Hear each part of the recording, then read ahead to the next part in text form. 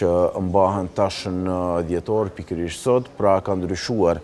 themi kështu, rregullorja sa i përket fushatës zgjedhore, pra kujtojmë se subjektet politike zakonisht kanë bërë fushatë deri ose kanë pas të drejtë të bëjnë fushatë deri 1 minutë pasi të hapen të gjitha qendrat e votimit, ashtu pra siç është edhe përcaktuar me ligj, pra në ora 6:59 mbyllet edhe, themi kështu, fushata zgjedhore, ndryshe nga herat e kaluara, pra ku subjektet politike i janë dashur të nënshtrojnë një heshtje zgjedhore, e cila ka zgjatur 24 orë para se qytetarët të drejtohen kutive të votimit, dhe kjo rregullore pra sigurisht ka ndryshuar në 2 zgjedhjet e fundit, pra në zgjedhjet lokale, po, dhe në zgjedhjet e përgjithshme, pra po shohim se Kryeministri i vendit Albin Kurti tashmë ka dhënë dokumentet e tij dhe është në kabinën e votimit për të hedhur votën, derisa paraprakisht kujtojmë se ka votuar pra edhe kreu i Aleancës për Ardhmërinë e Kosovës, Ramush Haradinaj, i cili pra këtë drejtë e kishte ushtruar në Glogjan, ndryshe nga herat e kaluara, pra kryesisht kreu i AK-s ka votuar në kryeqytet, aty ku ka edhe vend banimin, por sigurisht që kësaj radhe ai tha se zgjedh të votoj bashkë me nënën e tij, për shkak që është shëndetësorit, i qëndroi edhe afër dhe nëse nuk gabojmë, pra zoti Haradinaj votoi me kusht në Glogjan, kreu obligimin e tij, derisa ndryshe nga Haradinaj, zotri Kurti pra është në qendrën e tij të votimit.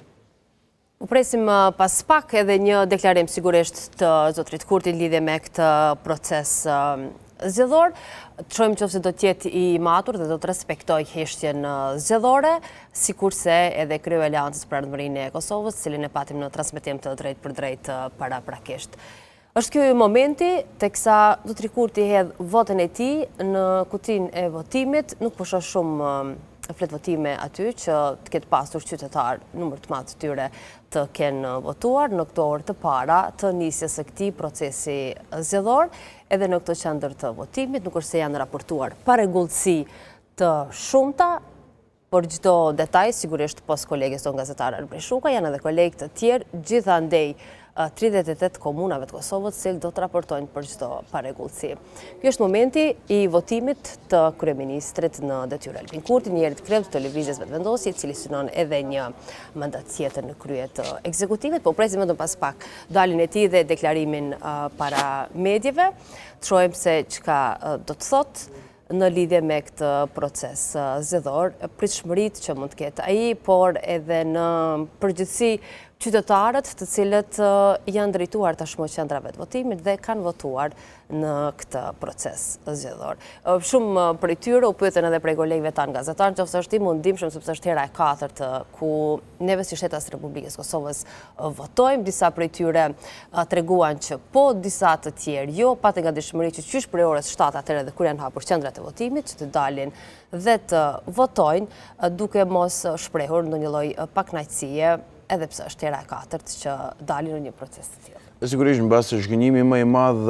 ndodh kur pra vullneti i qytetarëve të Republikës së Kosovës nuk çohet në vend nga gjitha subjektet politike të cilët marrin besimin qytetar, dhe mbasi kjo më pas bëhet dyfish zhgënjuese, meqense pra ata thonë fjalën e tyre në këto procese zgjedhore dhe më pas sigurisht mbetet subjekteve politike për çuar përpara misionin ose besimin e qytetarëve. Shohim pra nëse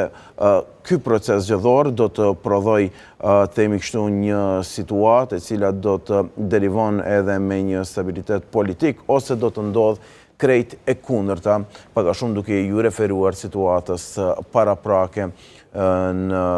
Kuvendin e Kosovës, por gjithsesi pra të situatës politike në përgjithësi. Shohim se një numër i madh i gazetarëve tashmë pra janë para qendrës votimit, ku po presin që aty të prononcohet para tyre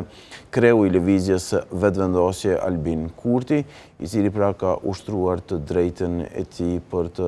votuar në këtë proces zgjedhor, dhe gjithsesi mesazhet e gjithë liderëve të subjekteve politike janë edhe një mesazh i mirëseardhur kur ai sigurisht i kontribon frymës së demokracisë dhe respektimit të drejtave të gjithë qytetarëve të Republikës së Kosovës, e mbi gjitha një procesi kredibil dhe demokratik zgjedhor, i cili është sigurisht interes i të gjithë qytetarëve të Republikës së Kosovës, por gjithsesi do të shohim pra nëse kjo, urojmë fakt që kjo mbarvajtje të vjojë edhe tutje në pjesët tjera të ditës, pra ka filluar mirë me pak probleme teknike dhe shpresojmë pra që kështu të vazhdoj edhe më tutje. Do të shohim pra nëse numri ose fluksi i qytetarëve për të shtruar drejt në tyre